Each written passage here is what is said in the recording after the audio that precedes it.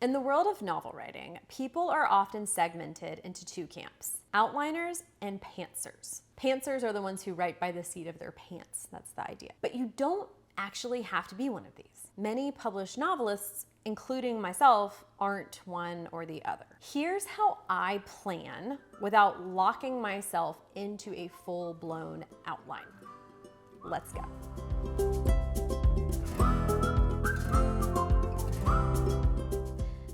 I don't outline my novels.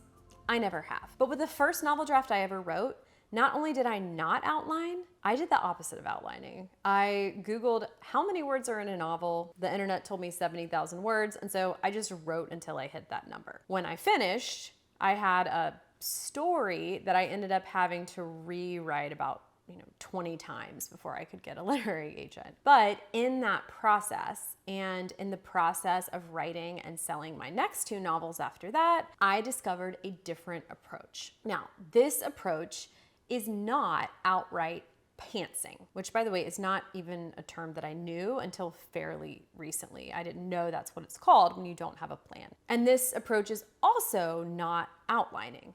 So I'm gonna share that approach with you today. Now, quickly, a caveat. Outlining is fine if you love to do it. If it works well for you, then by all means outline. I'm just not one of those people for whom it works well. And so I want to tell you that you don't need to outline to have some direction. Your choices as a novelist are not outline or chaos. There are a couple of reasons why I'm not into outlining, and so I just want to share those with you really quickly. First, I think it's more fun to discover the story as you go, and I think that writing in a kind of spirit of discovery infuses the writing itself with a spirit of discovery, which is a really powerful thing. Second, I believe that not outlining allows the story to be bigger and wiser than you are.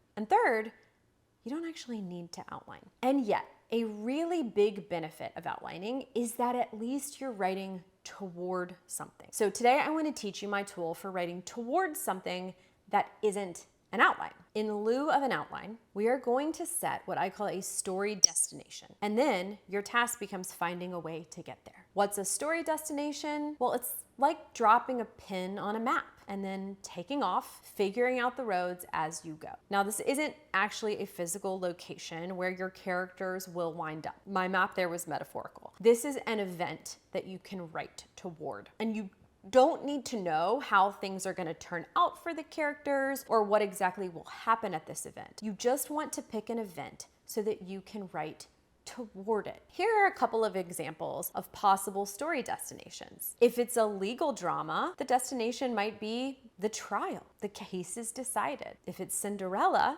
the destination can be the ball or the clock striking midnight. If it's a war story, a major battle scene. If it's a mystery or thriller, the body is found or the killer is discovered. You get the idea. Again, you don't have to decide how things will be resolved in this moment, how this event is going to unfold. And in fact, I wouldn't try to. I would let that emerge organically from the story. Also, I don't advise spending much time sweating this destination. It doesn't really matter. Your destination may change, that's fine. It probably will. In fact, what often happens is you may think your destination is gonna happen at the end of your book, like you've come up with the climax, and you wind up reaching it in chapter 3. That's also fine. That actually often happens to me. All that matters is at the beginning of writing your draft, you choose a destination that has enough energy to pull you forward into the meat of your book. As long as it's pulling you forward, it's working. Because here's the secret. It doesn't really matter what your destination is. The point is that by writing toward something instead of away from the first page, our writing has forward motion. It has momentum. It has energy that's positive, not negative. And that's what we want, because a reader picks up on that. Now, sometimes people ask when I share with them my story destination device, they'll say, okay, well, do the characters need to know about this destination, that it's coming? Like, do they need to be anticipating it? This is a great question, and I have an answer. But real fast before I tell you my answer, I want to invite you to apply to the Book Incubator. It's a 12-month MFA alternative that I started and that I now run with novelist Rufi Thorpe. You can apply at the link below. The application is only 2 questions. It'll take you under 5 minutes. And if you're writing a novel, you will definitely want to check it out. Okay, now back to the video. So this question, do the characters need to know that the story destination is coming? Do they need to be anticipating it? No. I mean, really only you as the author need to know, because think about it. If the point is to give your writing forward momentum, moving it towards something, the reader is going to pick up on that and it's going to feel like trust. The reader is going to feel like they can trust you to tell the story. That's actually called narrative authority. It's the feeling that the person who's at the wheel actually knows where they're going. If you've ever been in like a cab or an Uber where the driver seemed lost or like they didn't know how to drive, then you know what the opposite of this feels like.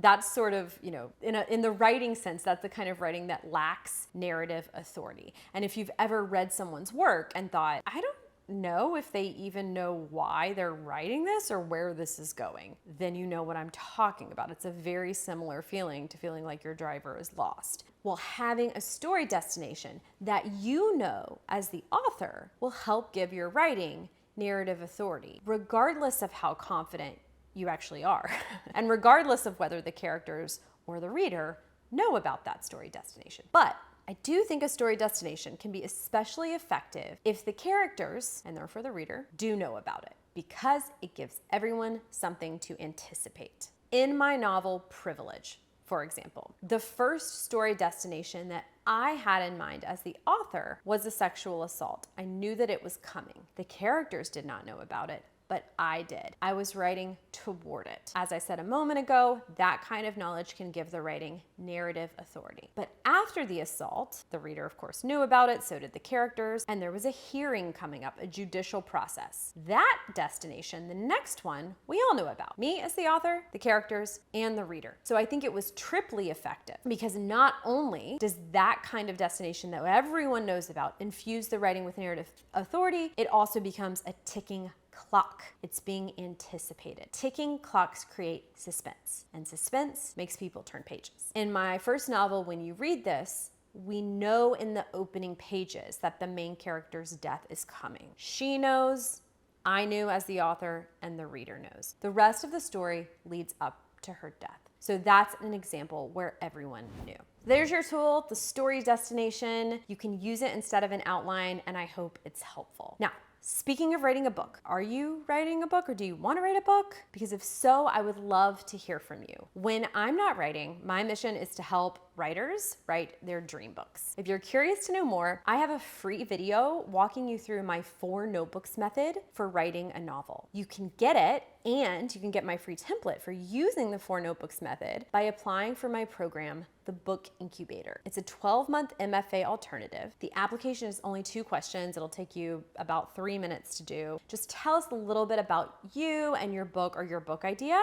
And if you're accepted, I'll send you the free training and the template. I hope to hear from you.